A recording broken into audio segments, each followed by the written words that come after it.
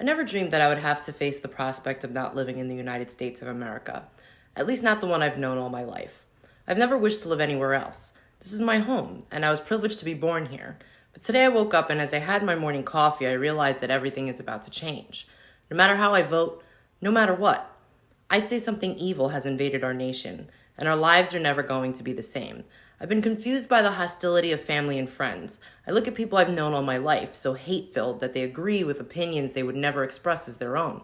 I think I may have, entered the twilight zone. We become a nation that has lost its collective mind. You can't justify this insanity. If a guy pretends to be a woman, you're required to pretend with him. Somehow, it's un-American for the census to count how many Americans are in America. Russians influencing our elections are bad, but illegals voting in our elections are good. It was cool for Joe Biden to blackmail the president of Ukraine, but it's an impeachable offense if Donald Trump inquires about it. 20 is too young to drink a beer, but 18 is old enough to vote.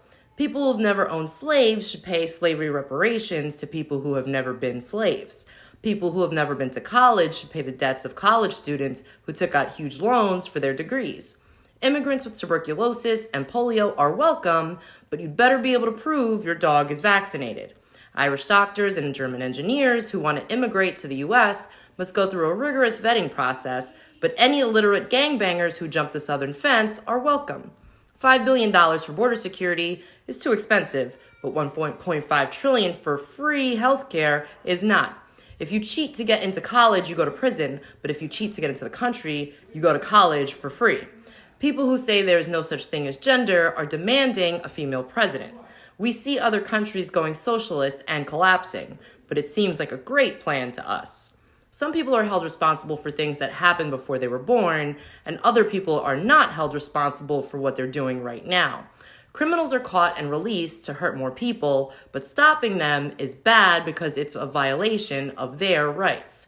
And pointing out all this hypocrisy somehow makes us racist.